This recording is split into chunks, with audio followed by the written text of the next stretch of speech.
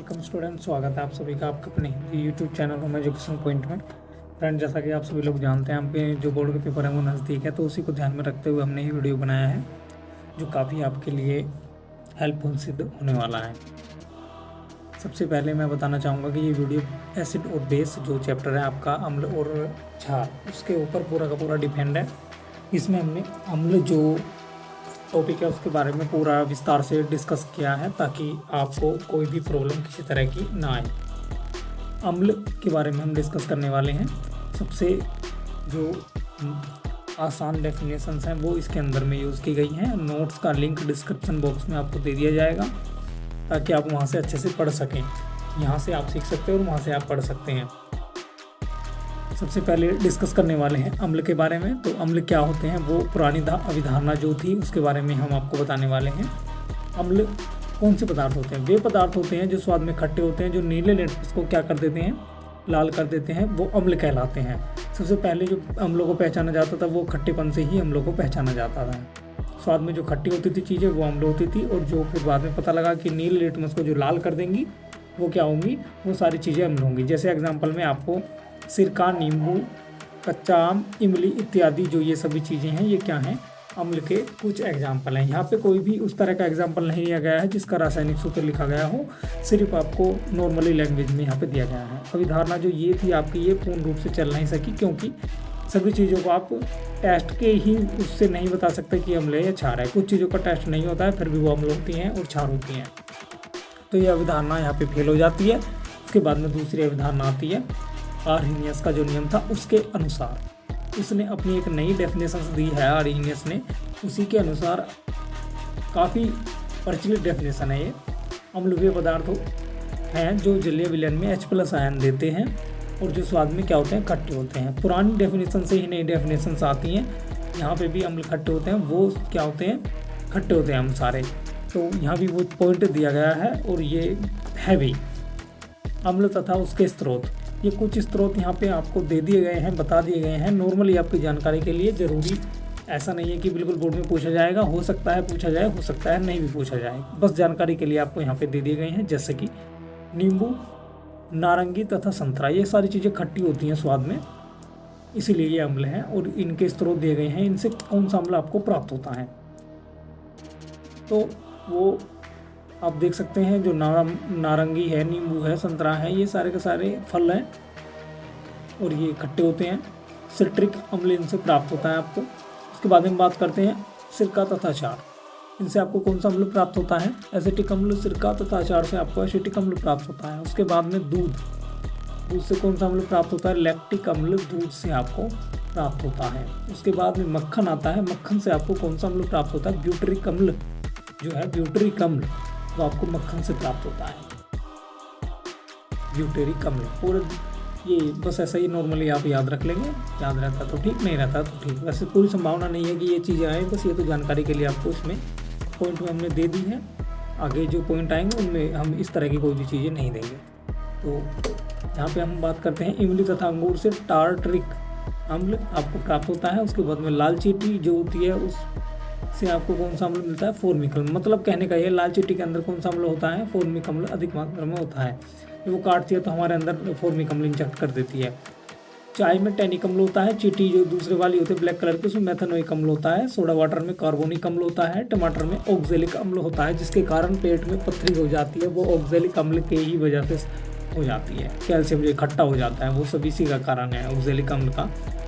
उसके बाद में ये हमारी टेबल समाप्त हो चुकी है। आप इसको पूरे ध्यान से देख सकते हैं बस एक बार। नॉर्मली अम्लों के प्रकार आयनन के आधार पर। अम्ल आयनन के आधार पर दो प्रकार के होते हैं। पहला प्रबल, दूसरा दुर्बल। स्ट्रॉन्ग और वीक एसिड, ये प्रकार होते हैं आयनन के आधार पर। डेफिनेशन देखते हैं। वे अम्ल जो जल में, पानी में पूर्णतः आयनित हो जाते हैं या घुल जाते हैं, ये कह सकते हो आप। आयनित का मतलब ये है पूर्ण तरीके से, बिल्कुल वो उसमें घुल जाते हैं, बिल्कुल पूर्ण तरीके से। सामान्यतः खनिज अम्ल प्रबल होते हैं। जो हमारे खनिज अम्ल होते हैं, जो आप किससे निकालते हो? धरती से निकलते हैं खोद करके, वो क्या होते हैं? प्रबल होते हैं सभी के सभी अम्ल। जैसे कि example for H2SO4, HCl, HNO3, ये क्या है? खनिज अम्ल हैं। और कैसे हैं? दोनों तीनों प्रबल अम्ल हैं, सारे के सारे जो यहाँ पे एग्जाम्पल में आपको दिए गए हैं। इससे अलग भी काफ़ी सारे एग्जाम्पल हैं, यहाँ पे जरूरी एग्जाम्पल जो मोस्ट हैं वो आपको दे दिए गए हैं ताकि आपको ज़्यादा याद करने की ज़रूरत ना पड़े। उसके बाद में दुर्बल अम्ल आता है, दुर्बल एसिड, वीक एसिड, मतलब वे अम्ल जो जल में पूर्णतः वियोजित या आयनित नहीं होते हैं दुर्बल अम्ल कहलाते हैं। और प्राप्त कहाँ से होते हैं ये प्राप्त होते हैं पेड़ पौधों से, सामान्यतः पादपों से क्या प्राप्त होते हैं, दुर्बल अम्ल प्राप्त होते हैं, जैसे HCN, CH3, COOH, HCOOH। ये आपको प्राप्त होते हैं कहाँ से, पेड़ पौधों से, पादपों से। पहला HCN है, दूसरा CH3COH है, फिर है HCOOH। अब सांद्रता के आधार पर हम इनको वर्गीकृत करने वाले हैं। सांद्रता के आधार पर दो तरह के अम्ल होते हैं, पहला सांद्र अम्ल, दूसरा तनु अम्ल। वो दोनों अम्ल डेफिनेशन सहित हम देखने वाले हैं विद एग्जाम्पल। सबसे पहले सांद्र अम्ल की डेफिनेशन देखते हैं। कौन सा अम्ल होता है जिसमें अम्ल तो ज़्यादा मात्रा में होगा परंतु जल कम मात्रा में होगा, उस अम्ल को हम क्या कहेंगे, सांद्र अम्ल कहेंगे। अब यदि हम उसी अम्ल के अंदर पानी डाल दें काफ़ी सारा, तो वो कैसा हो जाएगा, अम्ल तो कम हो जाएगा और उसके अंदर में क्या हो जाएगा, पानी ज़्यादा हो जाएगा, तो उसको हम क्या बोलेंगे, हम तनु अम्ल बोलेंगे। तो तनु अम्ल की डेफिनेशन देखते हैं। जिसमें अम्ल की मात्रा कम हो लेकिन पानी की मात्रा क्या हो जाएगी, ज़्यादा हो जाएगी, हम उसको तनु अम्ल बोलते हैं। क्योंकि उसमें अम्ल की मात्रा काफ़ी कम हो गई है तो तनु अम्ल है, मतलब कहने का हल्का अम्ल। और जो बाहरी अम्ल जिसमें अम्ल की मात्रा ज़्यादा है वो कौन सा है, सांद्र अम्ल होता है। अम्लों के सामान्य गुण हैं कुछ, वो आप देख लेंगे क्योंकि क्वेश्चन में पूछा जा सकता है कि अम्ल की डेफिनेशन दीजिए और उसके कुछ सामान्य गुण भी लिखें। कोई सा भी रासायनिक गुण आ सकता है, जो हमने यहाँ पर अधिकतर ये है कि कोशिश की है कि सारे अम्ल के जो गुण हैं वो यहाँ पे हम लिख दें अच्छे से। सबसे पहला ये स्वाद में खट्टे होते हैं, उसके बाद में ये नीले लिटमस को लाल कर देते हैं, ये जलीय विलयन में H+ आयन देते हैं, सभी अम्ल खट्टे होते हैं, खट्टे फलों से अम्ल प्राप्त होता है या सभी अम्ल खट्टे होते हैं। प्रबल अम्ल प्रबल संचारक होते हैं, इसका अर्थ ये है कि ये जो अम्ल होते हैं आपके, ये प्रबल संचारक होते हैं। प्रबल अम्ल क्या कारण है, मतलब क्या मतलब है इनका, मतलब ये है कि अगर कागज़ या किसी भी चीज़ को, किसी चीज़ के ऊपर भी अम्ल को डाल देते हैं प्रबल को, तो वो क्या कर देगा, उसको क्षति पहुंचा देगा। क्षति पहुंचाएगा मतलब उसको बेकार कर देगा, उसको गला देगा या फूंक देगा, तो उसी को कहते हैं प्रबल अम्ल प्रबल संचारक होते हैं। मतलब जो प्रबल अम्ल है वो प्रबल संचारक है, मतलब उनका प्रभाव किसी भी चीज़ पर बहुत ही अधिक पड़ेगा। अब उसके बाद में बात करते हैं विद्युत चालकता। अम्ल का जलीय विलयन जो अम्ल होता है, अम्लों का जलीय विलयन जो होता है वो विद्युत का क्या होता है, सुचालक होता है। किसकी वजह से होता है, H+ आयन की वजह से वो विद्युत का सुचालक होता है। क्षारों से अभिक्रिया, ये पॉइंट यहाँ पे भी ऐसा ही आया है और इसी तरह का आएगा क्षार के अंदर भी, क्योंकि क्षार में भी ये पॉइंट काम करेगा और अम्ल में भी ये पॉइंट जू का तू ऐसा कैसा ही काम करने वाला है। क्षारों से अभिक्रिया, अम्ल क्षारों से अभिक्रिया करके उनके प्रभाव को खत्म कर देते हैं, लवण व जल का निर्माण करते हैं। यहाँ पे हमसे पॉइंटों में थोड़ी सी प्रॉब्लम हो गई है, यहाँ पे लवण और जल बनता है ऐसा आना था, परंतु ये थोड़ी सी मिस्टेक है, इसको हम अपडेट कर देंगे अपने नोट्स में, तब आपको प्रोवाइड कराएंगे। इस प्रक्रिया को क्या कहते हैं, उदासीनीकरण प्रक्रिया कहते हैं। कौन सी प्रक्रिया को कहते हैं, जब अम्ल क्षार से अभिक्रिया करते हैं और अम्ल जो है वो क्षारों का प्रभाव नष्ट कर देते हैं या क्षार अम्ल का प्रभाव नष्ट कर देते हैं, तो उस अभिक्रिया को हम क्या कहते हैं, उदासीनीकरण अभिक्रिया कहते हैं। और उस अभिक्रिया में क्या क्या बनता है, उसमें बनता है जल और लवण। अम्ल क्षार से क्रिया करेगा, क्या बनाएगा, लवण बनाएगा और एक जल बनाएगा। क्लियर है। उसके बाद धातु कार्बोनेटो व धातु बाइकार्बोनेटो से अगर कोई भी अम्ल रिएक्शन करेगा तो वो क्या बनाएगा, लैंग्वेज में भी लिख के दिया है, सारी चीज़ें यहाँ पे आपको मैंने समझा दी हैं। HCl NaOH से क्रिया करेगा तो NaCl बनाएगा और H2O बनाएगा। उसके बाद में बाइकार्बोनेट पढ़ते हैं, फिर हम बाइकार्बोनेट जो हैं उससे अगर कोई अम्ल क्रिया करेगा तो क्या क्या वो बनाने वाला है, इसके बारे में हम पढ़ने वाले हैं। जैसे कि कोई भी अम्ल है वो अगर बाइकार्बोनेट से या कार्बोनेट से क्रिया करेगा सिंपली, तो वो क्या बनाएगा, सबसे पहले एक लवण बनाएगा, फिर CO2 गैस बनाएगा और उसके बाद में जल बनाएगा। इस तरह के डेफिनेशन और सारी चीज़ें हमने नीचे लिख करके आपको बता दी हैं कि इस तरह से वो बनाएगा। सबसे पहले हमें कोई भी क्या लेंगे, बाइकार्बोनेट या कार्बोनेट लेंगे, तो हमने कार्बोनेट क्या लिया है, CaCO3 लिया है। और रिएक्शन किससे कराई है, उसकी H2SO4 से कराई है। जैसे H2SO4 से वो रिएक्शन करेगा, सबसे पहले लवण बनाएगा। लवण क्या चीज़ है, 11 है CaSO4।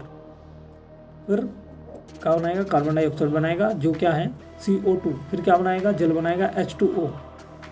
यहाँ पे आपको लैंग्वेज में दिखाया है धातु कार्बोनेट व धातु बाइकार्बोनेट से अगर कोई अम्ल रिएक्शन करेगा तो क्या बनाएगा, लवण, कार्बन डाइऑक्साइड और जल, 3 चीजें वो बनाएगा। कोई भी धातु कार्बोनेट हो या धातु बाइकार्बोनेट हो, वो यही चीजें बनाएगा लैंग्वेजली। और यहाँ पे आपको सूत्र के अनुसार भी सारी चीज़ें यहाँ पे, इक्वेशन के अनुसार भी यहाँ पे, रासायनिक समीकरण के रूप में भी आपको सारी चीज़ें यहाँ पे दी गई हैं, हिंदी में लिख के दी गई हैं, डेफिनेशंस लिख के दी गई है। तो मुझे नहीं लगता कि ये चीज़ें आपको कम पड़ जाएंगी याद करने के लिए और रटने के लिए, क्योंकि बहुत बच्चे ऐसे हैं जो रटते हैं, तो मुझे नहीं लगता कि ये कम पड़ जाएंगी। आप एक बार ध्यान से पढ़ेंगे तो ये सब याद हो जाएगा, क्योंकि हर तरीके से समझाने का पूरा प्रयास किया गया है। वीडियो भी मैंने काफ़ी अच्छी बनाई है ताकि समझ में आ जाए। और नोट्स तो मुझे नहीं लगता कि नोट्स थोड़ा सा भी इधर उधर है, सबसे अच्छा नोट्स मैंने बनाने की कोशिश करी है, क्योंकि कई किताबों का निचोड़ मैंने इस नोट्स के अंदर आपको दे दिया है। आपको ये दिखाया गया CaCO3 से क्रिया जब एक H2SO4 मतलब एक कोई अम्ल क्रिया करेगा तो क्या क्या बना देगा, CaSO4 बना देगा जो क्या है एक लवण है, उसके बाद में CO2 और फिर H2O बना देगा। उसके बाद में धातुओं से क्रिया अगर कोई अम्ल करता है तो क्या होता है, आप सभी लोगों को ये पॉइंट यहाँ पे ऐसा मिलेगा, और जब आपका धातु और अधातु चैप्टर चलेगा तब भी ये पॉइंट आपको जू का तू मिलेगा। जब भी कोई धातु किसी भी अम्ल से रिएक्शन करेगी, कोई भी धातु किसी अम्ल से यदि रिएक्शन करती है जो सक्रिय है, तो वो क्या बनाएगा, एक तो हाइड्रोजन गैस सबसे पहले बाहर निकालेगी। ये तो पॉइंट मान लो, हर धातु जब किसी भी अम्ल से क्रिया करती है तो ये होता जरूर है, हाइड्रोजन गैस बाहर जरूर निकलेगी।